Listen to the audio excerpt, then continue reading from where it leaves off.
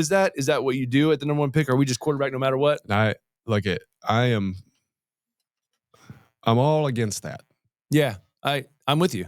I am all against it. I'm with you. Yeah. I don't know if they're ready for that. That's right, baby. The Derek Carr. A little message to you. Shut up. This is not the time to be sitting around and planning to trade up our first pick. Take advantage of this goddamn first pick. We need a quarterback. There's a quarterback out there that is doing its job.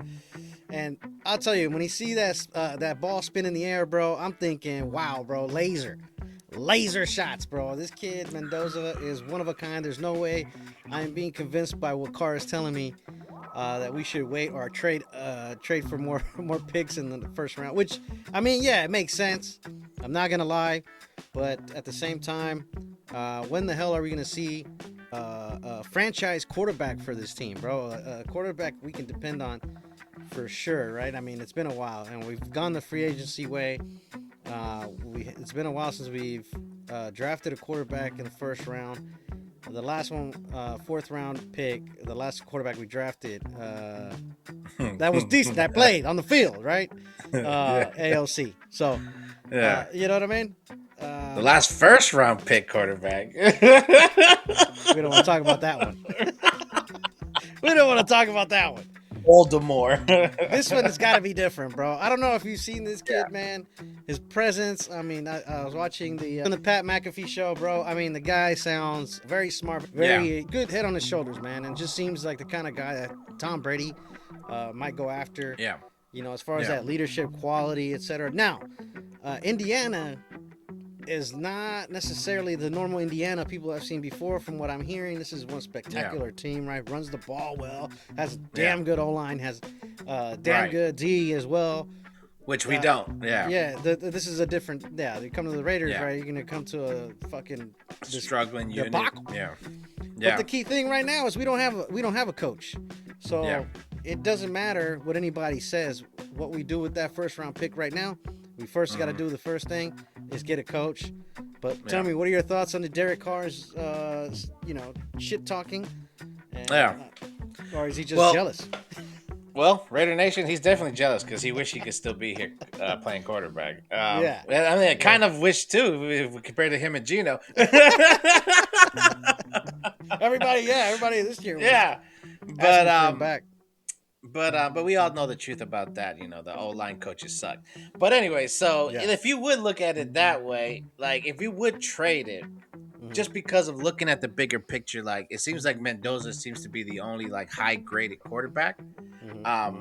It puts a little bit more of a tightening loose on it. Like, you know, it's like there's no more like number two or close number two. It's like him and everyone else now. Like maybe you could get a bidding war. You know, you're talking about Cleveland. I mean, the Jets right behind us. Like, imagine if the Jets give us the best package, and we're still number two. We literally can get the second best player, the best player, because the best player in the league is not the quarterback. You know, on the draft boards. So we can get the best player. I've already accumulated more picks. Or if there is somebody who wants to get the best edge rusher and they want to trade up, and then we get another ransom. You know, there's always that options as well. You know, you start accumulating, 2 to 3 first round picks next year. And then we build the team, we make it stronger, depending on what's going on with Max. If you trade him, now you're talking about like a treasure trove of first round picks. Right. But you're taking a risk that, next year you probably won't have the first round pick of quarterbacks choices. Because if you're building this team and you're still going to walk away with blue chip players, you're going to have a stacked team. I think Geno Smith is still good. You put a good O-line in front of Geno Smith with a running game, I think it'll be a little bit more different. At that point, then I'll prefer Geno over Carr. But if you miss out on the quarterback you want next year, and there's supposed to be 3 really good ones, but you never know every year, then you're going to be upset. And right now is the best choice. You have the quarterback that you want, unless you wanted the kid from Oregon, which, if we watch the game play, it shouldn't be any competition. Right. Especially the last few years, we've noticed like quarterbacks that are like him, where, not that much college starts. They don't really make it into the NFL. Justin Fields is one of them right now, who's like a veteran that has gone through that. And look where he's at. He should be, way more advanced. So that's where I would say would go wrong. Plus, the dude's 6'5", 222 pounds. That's the typical quarterback you wanted pass in the past. Yeah. But this guy can run out the pocket, which is what you want for the Right. quarterbacks right now. Yeah. So that's what I really like. Big body, can take the hits. It might because just with our O line the way it is, he might be taking hits. But then that's what brings me to the other things you said. Well, two things you said. One of them being the coach we don't have, because once we get the coach, then we got the play style. Whether it's going to be zone running, power blocking, zone blocking, all that stuff, and then from there, then we start getting the free agency, because that's when our top 3 in cap kicks in. Next, are we buying an O line? Are we buying another receiver? Are we buying 2 O linemen? Are we paying a premium on that? Are we using that money for backup? Pass rushers. I think the only person we really need to re-sign is Kuntz, Malcolm Kuntz. That's like part of the big team. And he's probably going to be like 12 to 15 million. So, right there, we'll still have like about 85 to 80 million dollars to spend. Get yourself a couple of old linemen. Maybe we just might need only one, depending on everything could be. And then I just think we might need a guard, because I feel like Charles Cross can play tackle. And then, the elite free agent guard. Charles Grant. Yeah, Charles Grant. Yeah. And then the elite guard that we signed to play one side, and then have, Glaze and I guess Cross fight for that right guard. And, our center, it's got to be JPJ. So you have that. You have Mendoza. Maybe you're talking a little differently, and that's, I think, is going to be the key point, like you said, is the coach. Now, the second thing I think you said was super important was how he presents himself. We need that type of quarterback in Vegas. Yeah. We can't have no Henry Ruggs situation, somebody enjoying the limelight, going too wild. The dude's grounded, he seems to know, what's important. It seems like his attitude is what we need for for Vegas, because we don't know how Archie Manning is going to be. Limelight Archie Manning in Vegas, that's one thing as well. And then these other guys, even the kid from Oregon, Dante Moore, Vegas lifestyle, all of that can be seen differently. Now, the way he goes about his business. Keep in mind now that Dante Moore is no longer gonna go in the draft. Yeah, well, I meant like if we go after him like next year or something like that. Yeah. So like right now, this is the type of quarterback you think that can thrive in Vegas, and it seems like it's the type that Brady's like, all about business, not about partying, like life and football, and that's it. Yeah.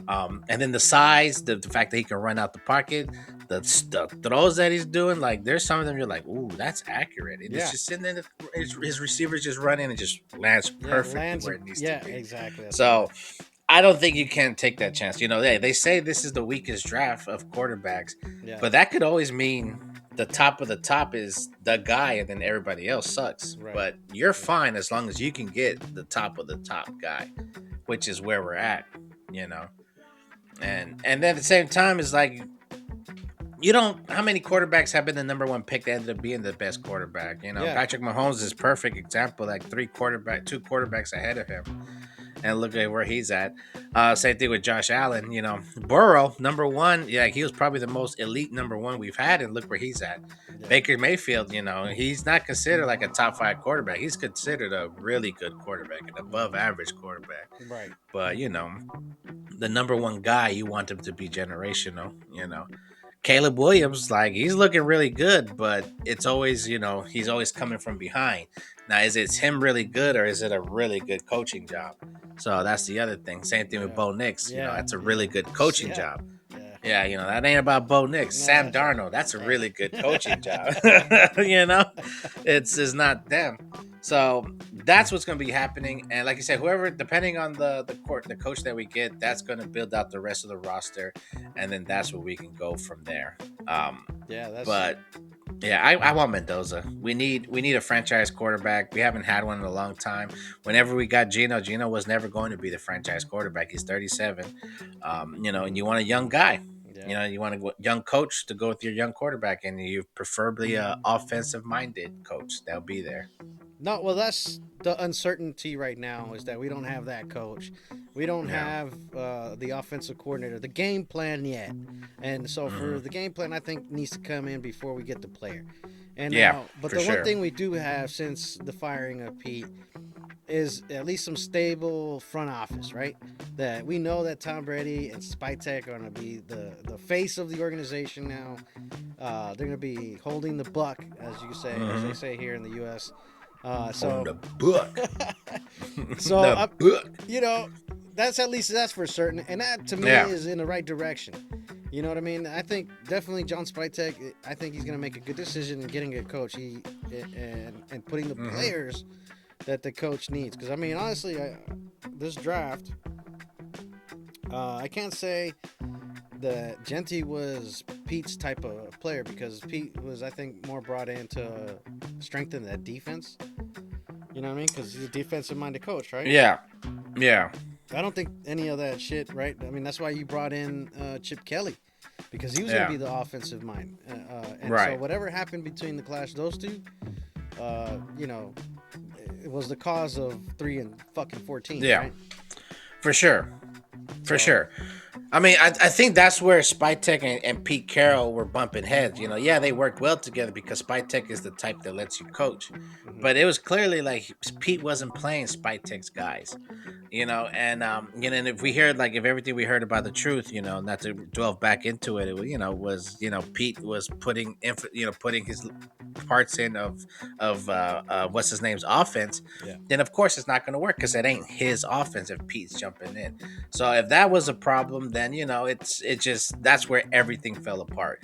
I will say, I feel like Genty is the type of back that Spytek would get, but I think Pete Carroll pushed for that one, because Spytek I feel like he's the type that likes to build on the line. So I feel like if Carroll didn't push for Genty, I think we would have gotten Kevin Banks or one of these other offensive linemen with Spytek's pick, because that's what he usually, because he's the one who always says, I want to build the trenches. And Pete, I think, because Pete was like, I got Geno Smith, I got this badass defense. What helps a badass defense? A running game. So, Pete traded for Marshawn Lynch when he had the group of doom.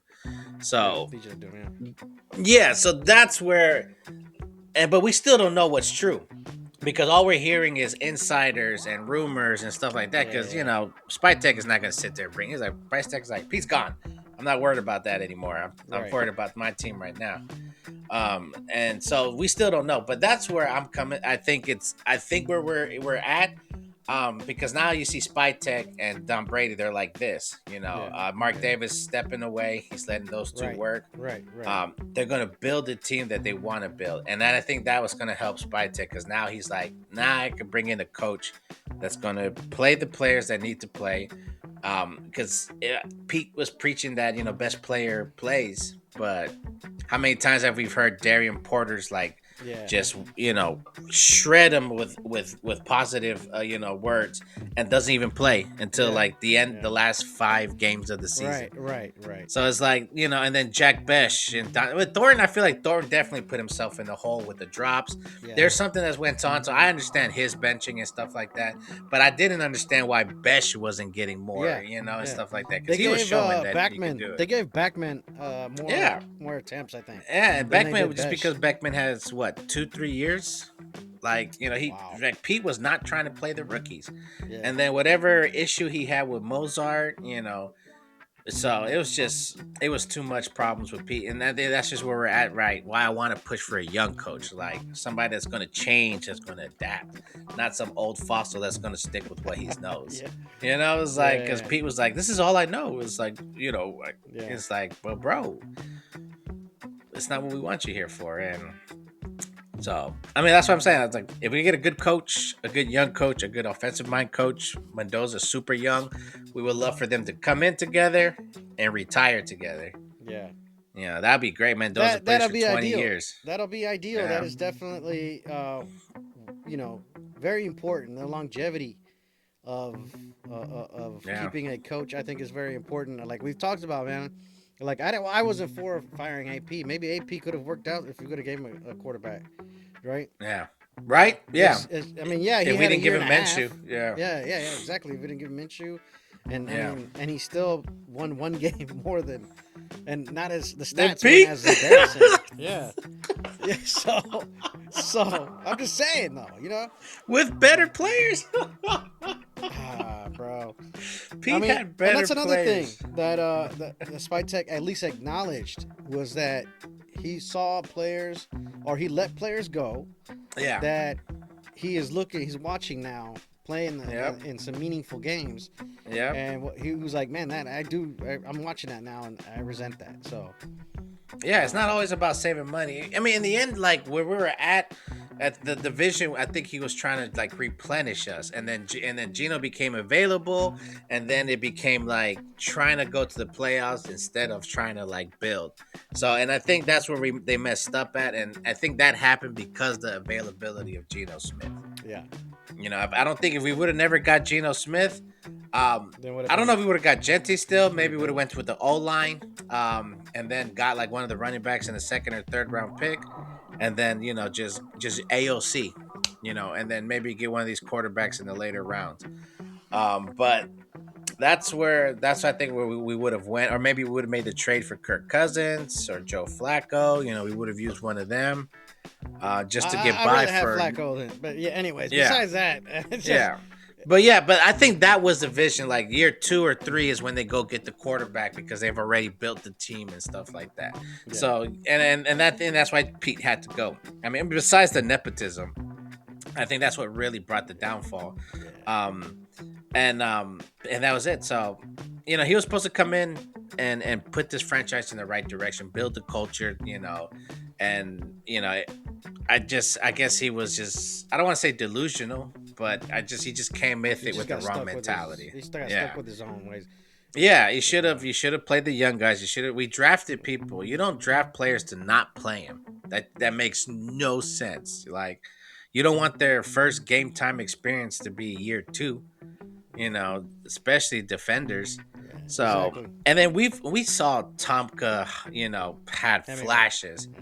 You know what I'm saying? We've seen a couple players have flashes that's like, what's going on? How come they're not out there no more? Why are they, redshirted? Why are they're not playing? Why Porter ain't out there on nickel packages, or like what's going on? So yeah, I think it was just, and we talked about not having to switch quarterback coaches every year. That's like once a year, but this one, it was like it had to happen. Like I couldn't see no way of getting out of it. Yeah, no, I mean, but if they bring in a new coach, I think you have to consider that longevity idea. That you have to do what the Steelers have done with Mike Tomlin. Mike Tomlin was probably about 500, bro.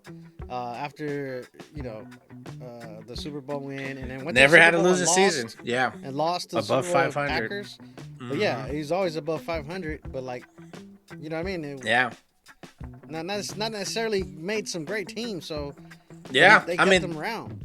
There was like a guy that was a Steelers fan saying that he'd rather go a season of losing to fix the quarterback position. Mm-hmm. It's like we would take a losing seasons or 2 losing seasons to build this right.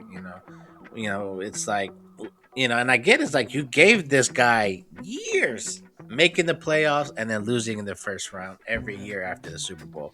Exactly. And they never asked for him to get, these last 3 years they have asked for him, but they gave that man, was it 18 years? Like, you gotta, the fact that they're not worried about their jobs. You know what I'm saying? Yeah. And then not only that, but you're also building players, that continuity, right? I mean, yes, chemistry has something to do with it. Yeah. But it's not like you can rely on that chemistry to Yeah. take you far. You still have to develop these players and push these players to Yep. places or to an extent that they probably not comfortable with. Yeah. And then they have to follow you there. So Yeah, exactly. And then it also keeps you from like making like rash decisions, like trading this first round pick for something. Yeah. Like you can just sit back, like, oh no, we're ahead of schedule. Let's sit back. Let's keep improving and progressing like we need to be. Yeah, instead of trading a first round pick for some, stopgap quarterback that's really not going to do anything. So I think that's the other benefit parts about it. So that's like the only reason why I feel like the Steelers jumped in front of the Raiders as like the job to beat, because for me it's Baltimore, Steelers, and then us, and that's just because the Baltimore already have Lamar Jackson. They have the history. That's the second longevity coach thing, so you could go in with a little bit more easement. But you have to win right away. And then the Steelers, you go when you're like, they're not going to fire me year 2 or 3 like these other organizations. Like, they're going to give me the time to build something, to build it right. 3 coaches and however long the franchise ever been, like that carries a lot of weight, even though they don't have a quarterback. But us, we got the most money. We got the best stadium. You got Tom Brady in the building. You got Spytek, who's a young GM that doesn't like to take over teams, that doesn't like to micromanage. You got the number 1 pick. So you literally, like, if you want this quarterback, you're in. Like, you don't have to worry about getting saddled with somebody you didn't want. Like, if this is your guy, this is your guy, and you move with it. So, yeah, I think this is the route to go. Yeah, most definitely. Excited. Let's hope that next coach comes in and makes something happen, man, and then we can keep him for quite a while, at least more than a freaking year, and not give him a 10-year deal. All this shit that's been going on with us. Exactly. So, and it looks like we're doing our due diligence. I mean, we've been hiring. I mean, not hiring. We've been interviewing like coaches, like not even like the usual suspects' name. Yeah. Like, they're not even going to the McCarthy. They're not even going to Cliff Kingsbury. They're not going to none of these guys. They're going like these real, young, change up style, real style of offensive coaches. So, I wouldn't be surprised if it's somebody we'd even think of. It's just like the Sean McVay type. Like, oh shit, who's this guy? And you're gonna hire him as your head coach? Okay. Yeah, and the one everybody's talking about as well is the quarterback coach for the Broncos. Oh, is it something David Webb, I think. Yeah, right. Now look, anybody that can make Bo Nix look really good deserves, some praise, huh? Yeah, some praise. Sure. Yeah. Now the only thing that keeps me back from it is like, is it him or is it Sean Payton? Yeah, you know what I'm saying? Like, Sean Payton is a genius. He is an offensive genius. So that's the only thing that pushes me back. And it's just 1 year. Last year Bo Nix sucked. This year he sucked the first 3 quarters and then does good in the 4th. So that's the only one I'm really to push back on. But I mean, when they do the interviews, they get all of that going. They'll see things, they'll hear things that we won't hear or see. Like how to build a team, like And what if he's like the only one that's like, yeah, I love Mendoza, like let's take him, and the other ones are like, well, if we take him, I'll figure it out. Because if this guy like loves him, he's like, I got this for him. This is how I want to build it, and blah blah blah blah blah blah. It's like I was practicing. I was the game plan coordinator as well, so I was always going against this elite defense at practice every time. And I was all this shit. So that stuff like that, that's the stuff that we don't see. That if the coaches like Spytek and Brady, get that feel of him, then they're like, yeah, let's do it. It's like the same thing like they saw in Dan Campbell. Like, hey, what is this tight end coach? This tight end player is gonna be a coach for us. So yeah, that's the thing that's gonna be popping up that we're not gonna see, and they're gonna be like, oh, we hired Clay Kubiak, or instead of Clint Kubiak or Mike LaFleur, like we didn't even think about any of the LaFleur family members and stuff like that. So, there's still Bellany, the former OC of the Chiefs. He's still out there. Probably not head coach, but OC or something like that. I didn't hear nothing about Brian Flores. I haven't heard. They talked about Flores. They talked about Saleh, but I haven't seen him do the interviews yet. I think they did. See him going to the Steelers, bro. I can see him Flores. I can see him going there or Yeah, for the Steelers, that would be perfect for him. I think we did interview Jesse Winters, right? The Chargers DC. Mentor, yeah. So I think that's the only defensive guy that we've interviewed. So it looks like they're going for a young, offensive-minded coach. They're going definitely offensive-minded because they know they're gonna. And this tells you they're gonna go for Mendoza for sure. If they're gonna you have to, bro. Like you just have to. Like, it sucks that we have to force ourselves on this quarterback. But if this guy is the best and everybody else is there, like, yeah, it's a weak class, but if the number one guy is the best, that's more of like a positive towards him. Like, he's that good that he just, it's just him and then everyone else. So, yeah. And he's not cocky. He's putting the work in, and he's beating Oregon like it's nothing. The man was like, "Oh, playoff time? Okay, I got this." TDs and then 3 for 5 or something like that. So, bro, yeah. So yeah, I mean, I'd be upset if we didn't pick him. But if we trade that first round pick, it better be for like 4 first round picks, 2 players that are first or second round value, and then some 3rd and 4th rounders. Like, you have to give me a treasure chest, and I still have to be in the top 10. Yeah, that's the only way. Yeah, because I gotta get me because if we're doing that, if we're not getting a quarterback, then chances are Crosby wants to leave. So I gotta use one of those picks on the DN. And then I got to trade Cosby. So then and at that point, I could trade him to whoever because I already got high-ass draft picks. Next year, I'm going to have 3 first-round picks, and then I'm really going to be moving around. Yeah. So, but, how many quarterbacks? Yeah, but also, and to pay attention to. How many teams need a quarterback right now that can't get a quarterback? And then next year, it's just going to be more people that are looking for quarterbacks. So now if we're not that number 1 pick next year, now we got to fight 7, 8, 9, 10, maybe half the league to get a quarterback. So, yeah. You know what to do, Spy Tech. Yeah, get your guy. Let's do it. Let's get your go. guy. Mendoza, like and subscribe. Leave a comment below. What are your thoughts? Say hello. Get the Mendoza jersey. That's right. That's right.